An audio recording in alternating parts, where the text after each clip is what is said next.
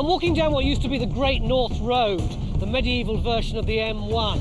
And this was one of the most difficult and dangerous stretches because it was bandit country, Sherwood Forest.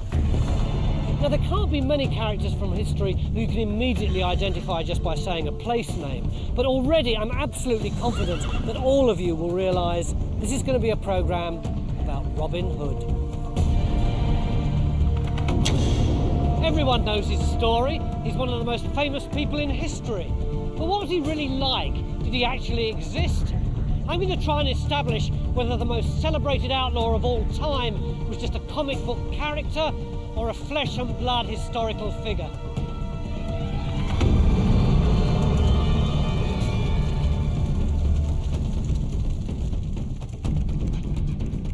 I've always had a fascination with Robin, so this is something of a personal quest.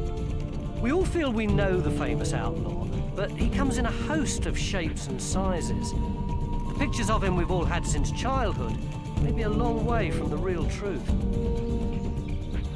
In the Dictionary of National Biography, Robin Hood is the only figure who didn't exist. He certainly robbed from the rich, but he never got round to giving to the poor. 1,000 men could not find an outlaw if he didn't want to be found in Sherwood Forest. Some years ago, I wrote a children's series called Maid Marian and Her Merry Men. It parodied the Robin stories we all know from TV and the movies. So, who'd have thought it? Robin Hood and his team of mastermind finalists. But what we think of as traditional isn't. Our modern Robin story is the product of centuries of change and evolution. The Robin we know today is Robin of Locksley,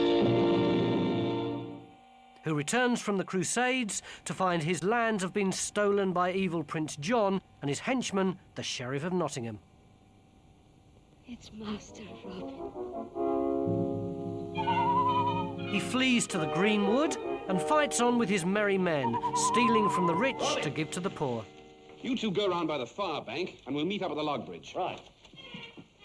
He marries his sweetheart, Maid Marian, and gets his lands back only when King Richard the Lionheart returns from the Holy Land.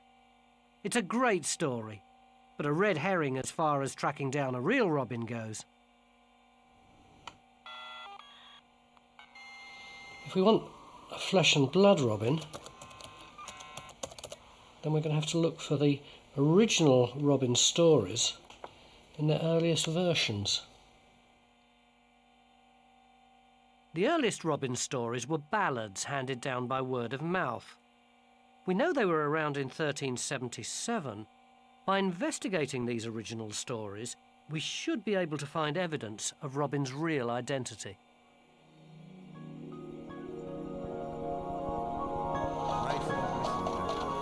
But be of free-born blood. I shall you tell the good yeoman. His name was Robin Hood. Robin was a proud outlaw, whilst he walked the woodland. This earliest fiction is just as exciting as our modern versions, but it doesn't offer any clues about how Robin became an outlaw. The tale opens abruptly at his camp. In Barnsdale. Robin's there with only 3 of the usual suspects: Little John, Will Scarlet, and Much the Miller's son. They're preparing a meal. Robin's hungry, but he won't eat until he has a guest. He sends his men off to lie in wait by the Great North Road and catch a fellow diner. They don't have to wait long before they waylay a threadbare knight. Of course, it's a racket. Robin offers the knight his hospitality, and then, once he's eaten, tells him he's got to pay for his meal. But it emerges the knight's penniless. His son has killed a man. In order to pay a heavy fine, the knight's taken on a vast loan from the monks at St. Mary's in York.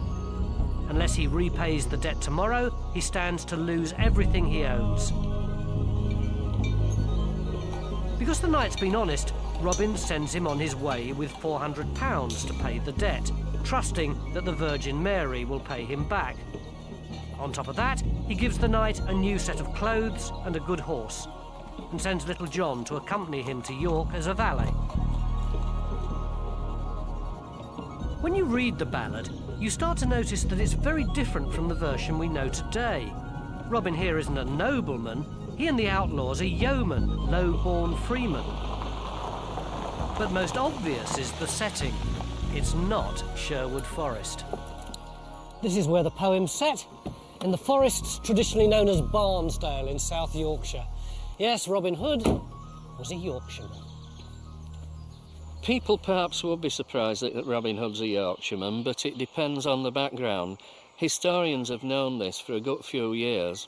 The problem is that other outlaws, perhaps living down round Nottingham in Sherwood Forest, their stories would be amalgamated with the original ballads, which do come from this area. And the fact that Nottingham is a much better known place than Wentbridge or Barnsdale, which most people, to be frank, have never heard of outside the area, would help the Nottingham connection. The ballad's very specific about the area. This track is the remnant of the Great North Road as it dipped down into Barnsdale to cross the River Went at Wentbridge. Today, the A1 bypasses Wentbridge half a mile to the east, and it's where the viaduct is now that the merry men laid their ambush. This is the spot where Little John and Will Scarlett lie in wait for the night in the poem. Robin sends them to sail, to spy on Wentbridge. You can see just beyond those white buildings the road snaking down into Wentbridge from the other side of the valley. The writer knew this place. He knew it was the perfect lookout point. It may surprise some people to hear the Robin Hood stories coming from here and not from Sherwood, but 6 centuries ago it wouldn't have raised an eyebrow. The phrase Robin Hood in Barnsdale stood was a legal saying, meaning that something was a well-established fact. And a couple of miles down the A1 from Wentbridge, there's further proof of Yorkshire's claims. This is Robin Hood's Well near Skelbrook. Or rather, it's the cover that the 18th century architect Vanbrugh designed for it. The landmark's been moved to make way for the dual carriageway, but for centuries people have stopped here to celebrate Robin Hood.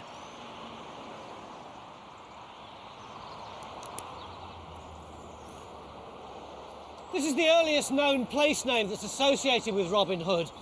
But over the next 3 centuries, the name starts cropping up all over the place. Robin Hood's Bay near Whitby, Robin Hood's Butts in Cumbria, Robin Hood's Walk in Richmond, Surrey. Practically everywhere except Sherwood. The first name there doesn't appear until the year 1700. They're jumping on the bandwagon at least 4 centuries after the event.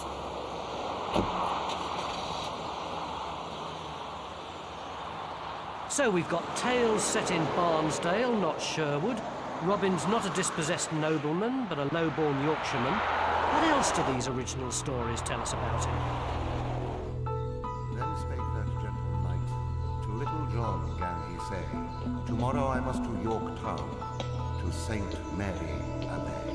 And to the abbot The abbot and monks of St Mary's Abbey in York are hoping that the knight will fail to show up. They're loan sharks. The knight's only got until sunset to repay his vast debt. After that, they can claim all his property and land. disheaded shall he be. But in the nick of time, the knight arrives. Expecting him to be empty-handed, the abbot shows him no respect and leaves him kneeling like a servant. He gets a shock when the knight hands over the full £400 of his debt.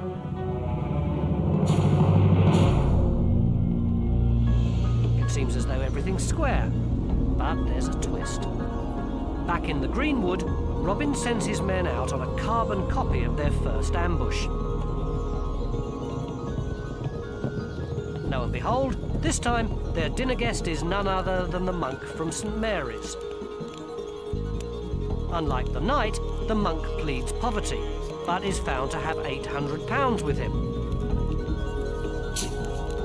The knight told the truth and was helped, the monk lied and lost everything. Justice prevails and Robin doubles his money. But there's no mention of giving to the poor. Our heroes are just a bunch of highway robbers. Can you imagine any Yorkshireman robbing the rich to give to the poor? He almost certainly robbed the rich and kept it. That was a product of a much later version.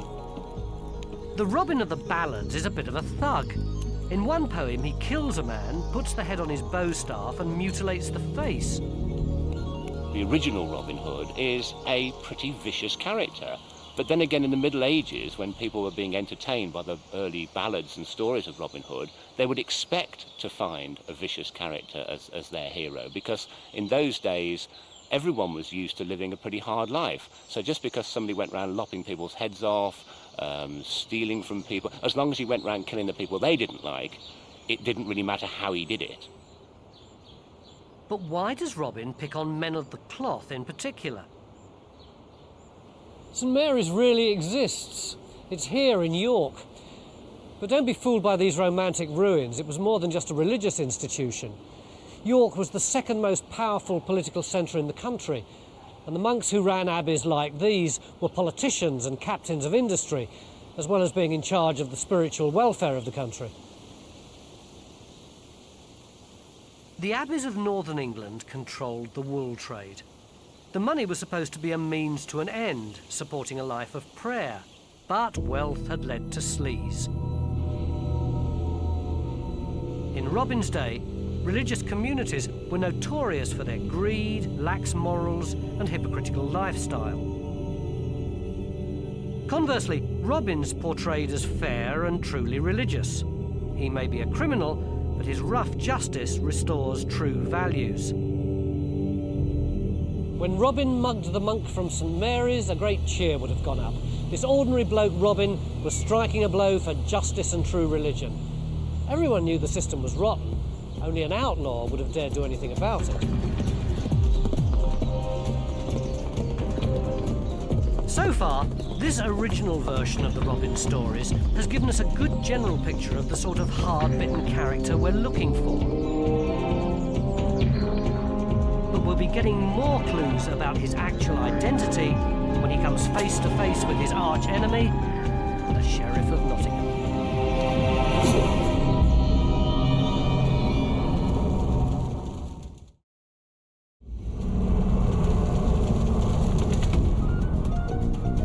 The facts about the real Robin Hood, we've been looking at the earliest fictional versions of his legend. These medieval tales explode the myth of a penniless nobleman in Sherwood in favour of a much tougher out-and-out criminal based in Yorkshire. But the stories in these ancient texts also contain evidence pointing us to a real flesh-and-blood historical Robin. Little John, good Scathlock, were archers good and free. Robin and his men are brilliant archers. The Sheriff of Nottingham organises a competition to trap them. Archers fair and good. Despite wearing their hoods, the Sheriff knows that whoever splits the wand to win must be an outlaw. They cried out, and great horns gan they blow. Woe worthy treason, said Robin, full evil Lord. Of course, he never succeeds. The outlaws always escape in the nick of time.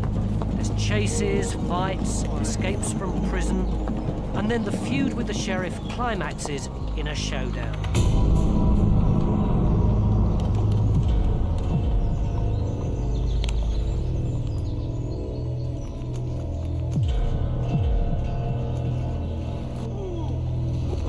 Robin takes down his arch-enemy with a single shot, then moves in for the kill, beheading the Sheriff with his sword. He might have arise, on his feet, he smote off the Sheriff's head with his bright brand.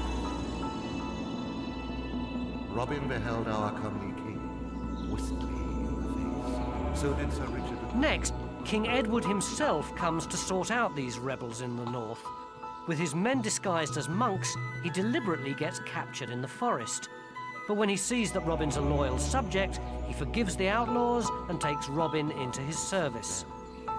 My lord, the King of England. Which leaves us with a puzzle. the modern Robin stories set in the reign of Richard the Lionheart. The evidence in the ballads suggests this is all wrong. The ballads say that Robin met an entirely different king, Edward the Comely King. Now, there have been 8 King Edwards who've ruled Britain through the ages. The first mention of the ballads is in the year 1377, so that rules all these kings out because Edward IV didn't come to the throne until the 15th century.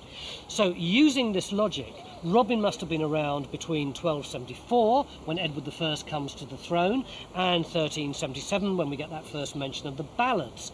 And there's another blindingly obvious piece of evidence that supports that dating. It's the one thing more than any other that Robin Hood's famous for.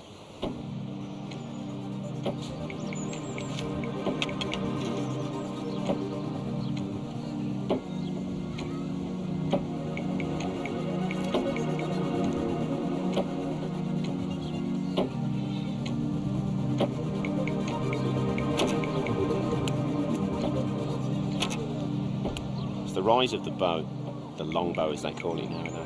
It began to take off 12th, 13th century. That's when it's got to have permeated through the villages and through the towns and begun to become ingrained into our communities and become basically your common man's religion for sport. In Richard the Lionheart's reign, the bow was a minority weapon. There was no cult of the longbowman.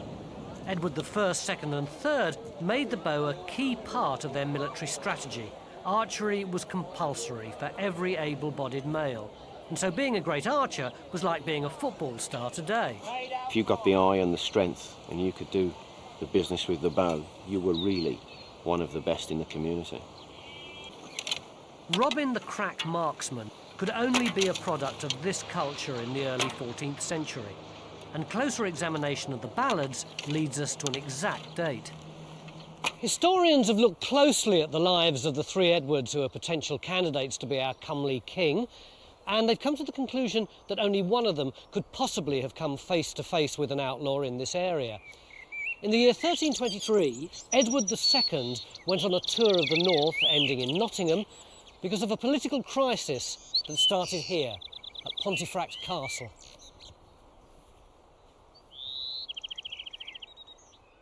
Pontefract in West Yorkshire was confusingly home to Thomas the Earl of Lancaster, the cousin of Edward II. The king was unpopular. Lancaster decided to make his own bid for the throne. He called up his men from Yorkshire and Lancashire to form an army. But as they moved out of Pontefract, Edward ambushed them and crushed the rebel. The Earl of Lancaster was tried and beheaded. His followers were outlawed and fled for their lives to places like Barnsdale.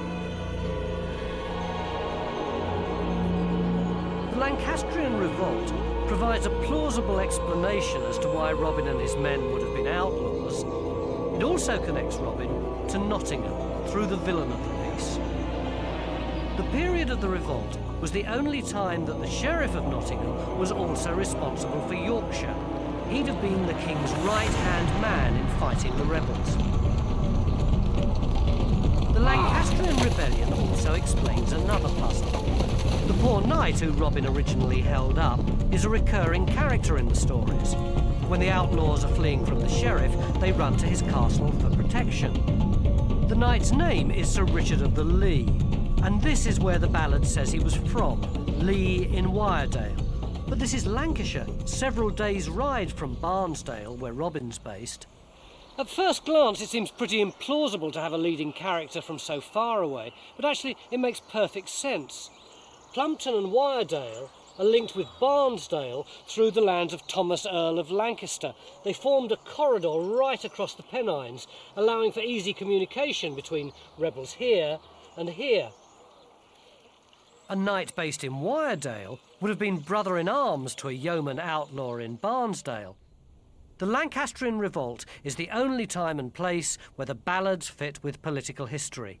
When historians realised this, they set about the task of finding a real Robin Hood from this period in the medieval archives. Today, if you wanted to track me down, you'd probably try looking in the telephone book, and there among all the Robinsons, you'd be bound to come across a Tony. But whether or not it was this Tony Robinson you'd be hard-pressed to know. And in the early 14th century, it would be even more difficult because the court rolls and the church records of the early Middle Ages weren't catalogued. There were no indexes and no one was written down in alphabetical order. Nevertheless, lo and behold, when historians were looking for Robin in the early 14th century, they found one. In the court rolls of the manor of Wakefield in the reign of Edward II, living with his wife Matilda was a tenant called Robert Hood. To most people, that's not Robin Hood, that's a totally different name, but it isn't. Robin is a nickname for Robert. For many years, the name Robin was used instead of Robert, just like, for example, Jack might be a nickname for the name John, hence John F. Kennedy is Jack Kennedy. So this man is called Robin Hood. Let's suppose for a moment that this is the real man behind the Robin of the ballads. Robert Hood was a forester. He's one of the Lancastrian rebels who are outlawed after the rebellion. As a result, he loses his property in Wakefield. And the property was here. Platform Robert 5, Hood's house was in Bick Hill. It, Today, it's the site of the bus station. And 102. Our Robert Hood, who lived somewhere under the number 49 stop, disappears in 1322.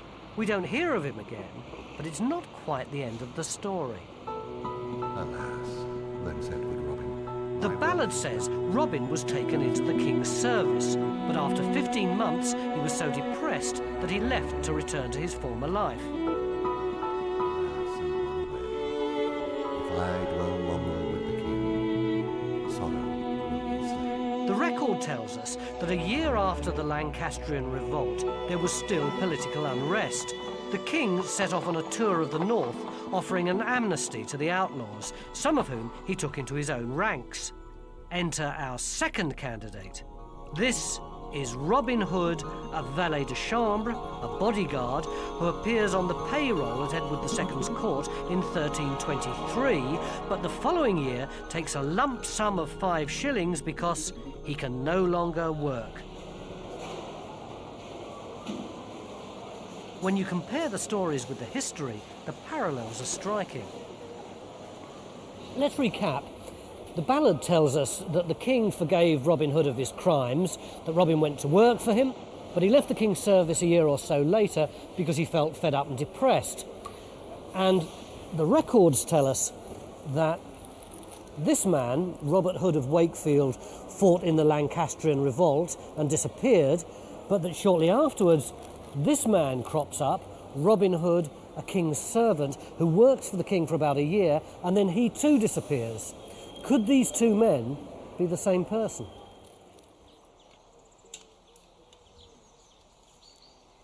Our Robert Hood of Wakefield was a forester. He'd have been well equipped for life as an outlaw in the forests of Barnsdale. At Papelwick Church in Sherwood, there's a medieval forester's grave that gives us an idea of the essential forester's kit. There's a bow and arrow, of course, and this, a sort of shoulder strap with a horn hanging from it, is, I have to tell you, a baldric. But living out in the forests required more than this. Near the church, I learnt just how tough life on the run could be. At the cave known as Robin Hood's stable, I met a man who's made a point of surviving in the forest using only the tools of the Middle Ages. What were the biggest problems? The rain one night. It rained very, very heavily one night. I resolved it by actually getting into an oak tree and sleeping inside the oak tree, not far from here. What equipment have you got? The basic equipment. You have to carry your home on your back, really. This is a flask, because water is very hard to find. This is a cup made from an ox horn, a blanket for wrapping yourself up in at night, an antler for digging a hole to go to the toilet in, and toilet paper hangs on the trees, an axe for making a woodland shelter, and in here, necessities and a few little luxuries, some eating utensils, some salt, some flour, just a basic kit. In terms of weapons, a yew bow, simple yew bow in a hunting case. These are hunting arrows, a knife to eat with, a knife to kill people with, So you've got a hunting horn there. It is. It's very important to maintain communications in the forest. This was the medieval equivalent of Robin Hood's mobile phone. So, might Robin Hood really have gone da-da-da-da-da-da-da? You could try.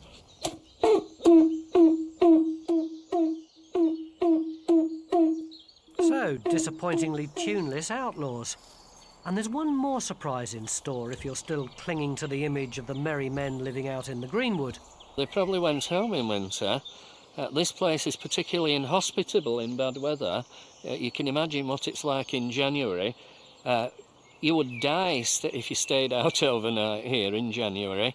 And so they almost certainly went home. So, we have a plausible if surprising candidate for our real Robin Hood. A yeoman Yorkshireman living as an outlaw during the summer and sneaking back to his home with his wife Matilda here in Wakefield in the winter. But every outlaw needs his gang. Next, we have to find the real merry men.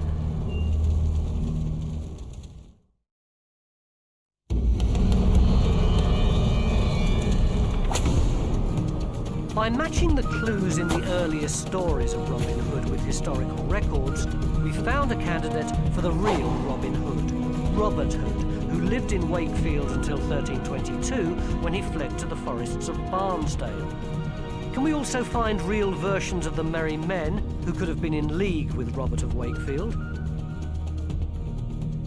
Here again, the earliest version of the story doesn't have the outlaw band we know today. We have Little John mentioned with Robin from the very beginning, and then a few others, Much, Will Scarlet, Friar Tuck comes in later. And so in a lot of the early ballads you have Robin and a very small group, which is very credible for outlaws. Real outlaws, it was usually the leader, his younger brother, a cousin and someone from the same village who'd also got into trouble. That's realistic. And I think it is perfectly possible that there may have been, folk from Nottingham, Yorkshire, wherever else, who had those names who were outlaws. So what evidence do we have about the outlaw's real identity? I was on this bridge first and I intend to cross first. What do you carry that staff for? Just to make yourself look like a bold fellow, or do you know how to use it? We all know Little John as the giant who joins the merry men after fighting Robin on a bridge. But in the earlier stories, there's no fight, and John plays a much more central role. For ye have scarlet and green, maester, and many a rich array. There is no merchant in merry England so rich. It's actually Little John who starts the whole feud with the sheriff. His relationship with Robin is much more democratic than in our modern version. Little John isn't afraid of telling Robin what to do. I'd look well meet and Little John took none other measure. The tourist tradition about Little John is that he's buried in Hathersage in Derbyshire, so people assume he came from there. But the ballads say he comes from Holderness near Beverley in Humberside, and Little John is just an alias. His real name is Reynold Greenleaf.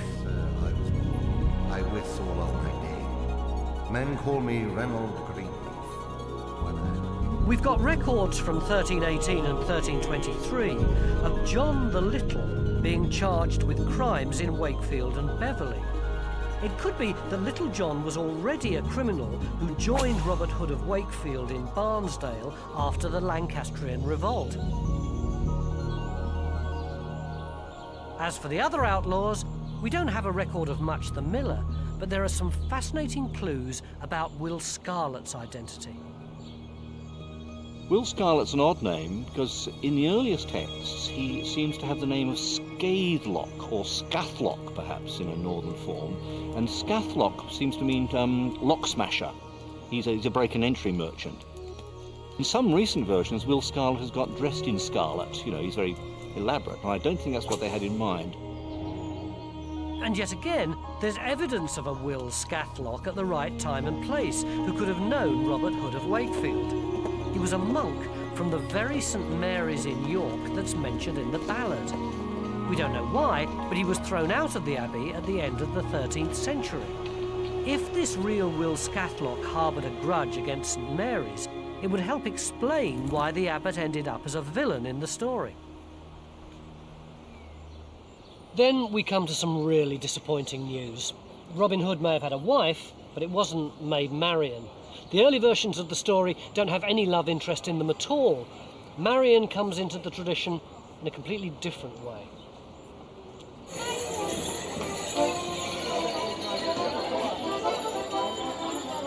Every year at Whitsun in the Middle Ages, the workers used to have processions and plays to celebrate the coming of summer. We still have the remnants of this tradition preserved in Morris dancing and mummers' plays. Robin was one of the main characters in these revels, which were riotous and disruptive. I can see he likes food. Among the other characters, By there the was a size of Marian his belly. too, and over time she became Robin's partner. And it The seems Robin he and likes Marian drinks. characters used to force revellers to give money for good causes, which is where we eventually get the tradition of robbing from the rich to give to the poor. As Robin changed from bandit to nobleman in Tudor times, Marian was brought into the stories.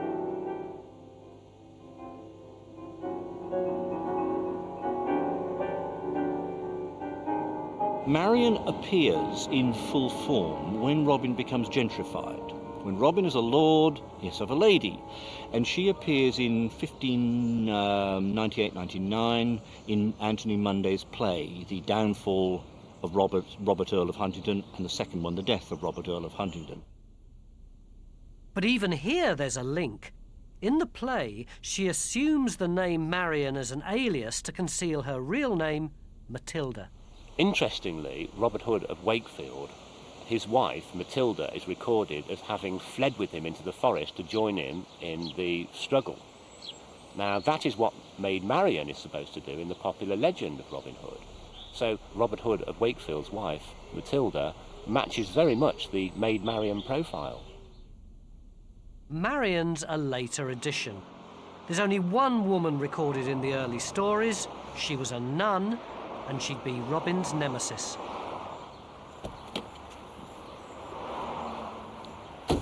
This is the Three Nuns pub on the road between Huddersfield and Dewsbury.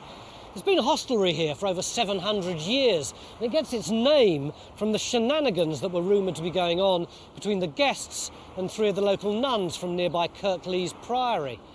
If the ballads are to be believed, the guest house that would have once stood here would have been the last place that Robin ever saw before the priory gates closed behind him and he went unwittingly to his death. After leaving the King's service, Robin lives on in the Greenwood for 22 years. Then unwittingly, he goes to his cousin, the prioress at Kirklees Priory, to be bled for his health, as they did in the Middle Ages. I must to Kirklees, crafted. The story gives no motive, but this nun betrays Robin and leaves him to bleed to death. Through their false claim. And a later story says that Robin fires one last arrow through the window and asks to be buried where it lands. Christ have mercy on his soul that died on the rood, for he was a good outlaw and did good. Kirklees Priory was dismantled by Henry VIII as part of his dissolution of the monasteries. The only sign of the actual priory today are the odd stone and bumps in the ground. The guest house where Robin is said to have died still stands. Although there's no record of how Robert Hood of Wakefield died, it's possible that he was the person who was killed here. Kirklees is only 10 miles from Wakefield, where Robert Hood lived, and the relevant dates link the original stories with historical fact. The ballads tell us that Robin Hood was killed by a relative who ran the priory here 22 years after leaving the King's service. Dating from the time of Edward II's visit, that would be about 1346 or 7. And the records tell us that in 1346, the prioress here was Elizabeth de Stanton, none other than the cousin of Matilda, Robert Hood's wife. This is the room in which Robin is said to have died. The spot marking his grave's up there, but the business about the arrow can't be right. It's 650 yards away and uphill, almost twice the longbow range for a skilled archer. It's generally accepted that Robin being buried where his arrow lands is a piece of poetic elaboration round the original simple story of his death. The site of Robin's grave at Kirklees has been a place of pilgrimage for centuries, but if you expect a nice simple ending, you're going to be disappointed.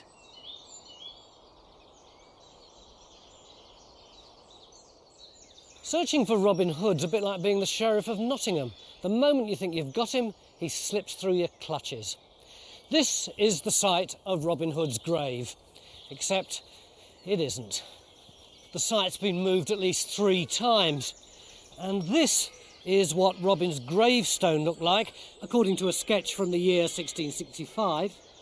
But it disappeared, and a replica was made, and it was chipped to pieces by 18th century canal workers who thought that a little bit of Robin Hood's gravestone would cure their toothache.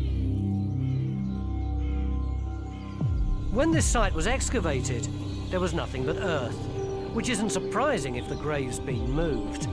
To replace the missing grave slab, there's a 19th century inscription in Cod Oldie English to establish the grave's ancient credentials. Even if we haven't found his last resting place, we've built a coherent picture of a historical Robin. Our man from Wakefield matches the clues given in the earliest sources. The Lancastrian revolt gives him opportunity and motive. There's real contemporary outlaws from Yorkshire who could have been his merry men. And Robin Hood was related in real life to characters mentioned in the ballads like the Prioress of Kirklees. But as with the grave, the truth about Robin is complex and fragile. There's always more to him than meets the eye. Just when we thought we'd found our prime suspect, Robin Hood of Wakefield, 250 miles to the south, historians discovered another man who blew the whole thing wide open again. And this man had never committed a crime in his life.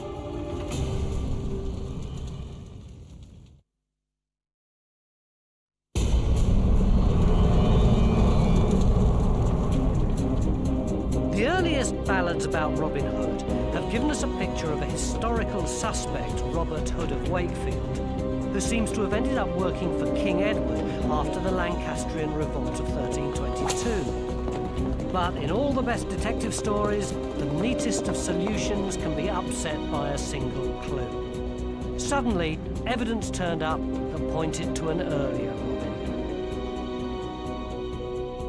In the Middle Ages, it was the custom to be known by your father's name. So if your dad was a yeoman called Robert or Robin Hood, then you'd be called Fitzrobert or Robertson or Hoodson or Hudson or Hood or, of course, Robinson.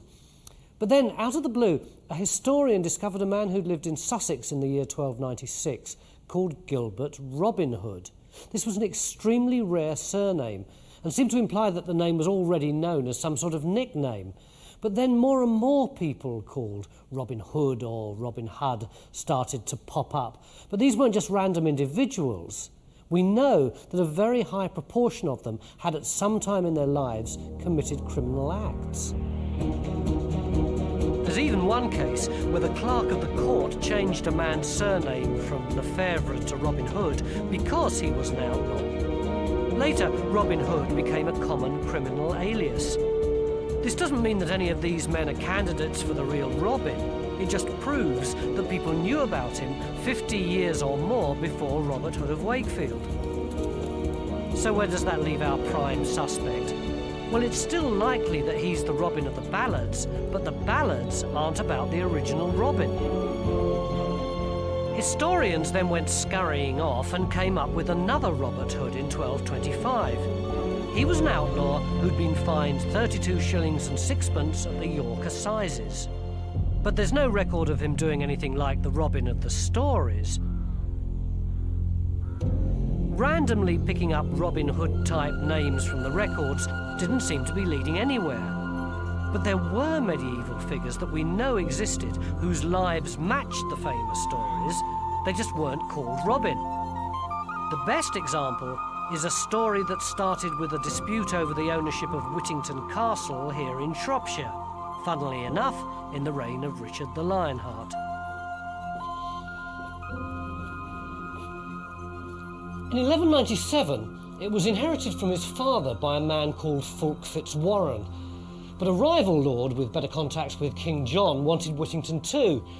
Charges of treason were trumped up, and Fitzwarren was outlawed. For 3 years he operated a guerrilla campaign in the forests of the Welsh borders, and the stories that grew up about him are eerily similar to those we associate with Robin Hood. Not only does Fitzwarren have a right-hand man called John, he robs people by inviting them to supper and then getting them to pay. He takes shelter with a local knight and kills his sworn enemy in the forest. But when the king comes to the forest in disguise, Fitzwarren is forgiven. Sound familiar? Could this man from Shropshire be a new prime suspect whose name got changed in the course of history? It's really weird. Maybe there never ever was a real historical Robin Hood. Maybe the stories are just that, a mishmash of old legends. But if that's the case, why bother with inventing Robin Hood at all? Why not just stick with Fulk Fitzwarren and have all the stories about him? Or maybe there actually was a bloke in real life, like our Robin Hood of York or our Robert Hood of Wakefield, who had adventures, and then a lot of fictional stuff was tacked onto them. But there is a third possibility. Suppose both the Fulk Fitzwarren stories and the Robin Hood ballads are based on an earlier figure, a hidden Robin Hood who we haven't yet discovered. The modern Robin Hood story is set in the time of Richard the Lionheart, when Robin is also called Robin of Locksley. Because of the northern connections in the ballads, historians always assumed this meant the Locksley in Yorkshire. But there's another Locksley, here in Warwickshire near Stratford-on-Avon. And here, the trail leads us to the ancestor of one of the Norman invaders who came over with William the Conqueror. In 1193, the Lord of Locksley Manor was Robert Fitz-Oda, a descendant of Bishop Oda of Bayeux. Because Fitz meant an illegitimate descendant, it was sometimes dropped, leaving us with Robert Oda, effectively another Robert Hood. In the time of Richard the Lionheart, he was thrown out of his manor, Locksley Manor, and for a while became an outlaw, because there are records from that period saying that he is causing trouble in the surrounding woodlands. And he was a robber for a while. He was finally given his lands back when Richard the Lionheart came back from the Crusades eventually. And so he does match quite, to some degree, the actual historical Robin Hood from the point of view of the later legend. So out of the blue, another candidate from a part of the country not usually associated with the Robin stories. But it gets even weirder. The Robert Oda connection comes from a relatively recent piece of research. But there's evidence here in Locksley Churchyard that it may have simply uncovered a tradition that was known before. Lying just to the north of the church, they found a mysterious gravestone. Its design seemed to match the original Kirklees grave slab. Remember, in 1665, the Kirklees stone had been sketched in Yorkshire and had then disappeared. Is this evidence that people were aware that Locksley was part of the story long before the historians?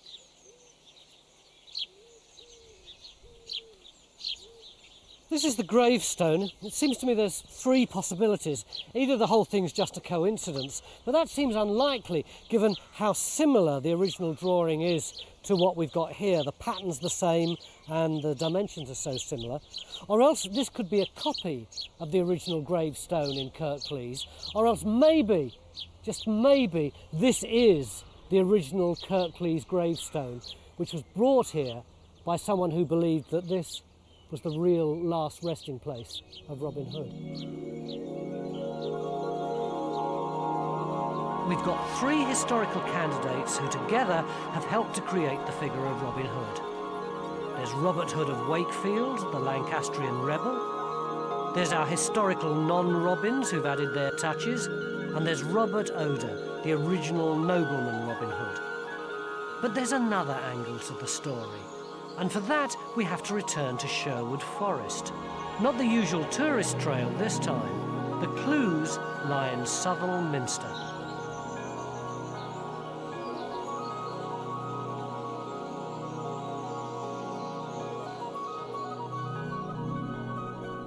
When the stonemasons finished the cathedral in the Middle Ages, they decided to leave an exhibition piece in the octagonal chapter house.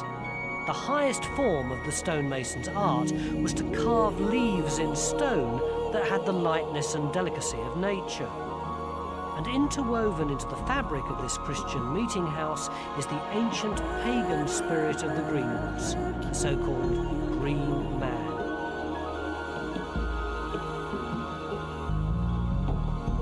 Another name for the spirit of the Greenwoods was Robin Goodfellow. Could this Robin be the inspiration behind the mythic hero of Sherwood Forest? Now, this figure is not clearly associated with outlawry. He's much more associated with nature, because Robin in the original ballads always appears framed in the forest. That's where he is. And then he moves into action and he returns to the forest. And if you want the original Robin Hood, I think he is that figure, you know, Robin of the Wood, Robin in the Hood. It is perhaps this pagan version of Robin that appeals most to us in the 21st century.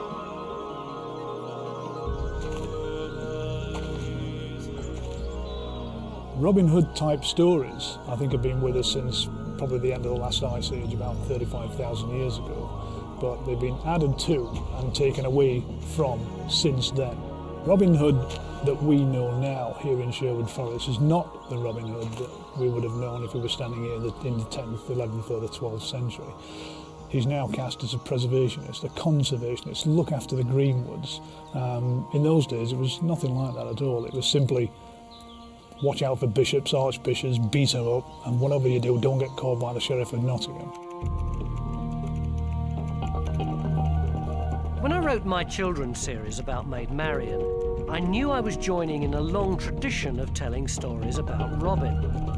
But until I went to look for the real Robin, I never fully appreciated just how much that tradition has evolved to suit the needs of the audience. I think Robin Hood is in the process of becoming the secondary character in a feminist set of sagas starring Maid Marian. That's well underway. What will there be then? Intergalactic Robin Hoods? Will there perhaps be a gay Robin Hood? I think it's quite likely that that will happen. The homosexuality of the legend will be interpreted in that way, and one can see good reasons for that. But I guess what's really next for Robin Hood is lots of exposure.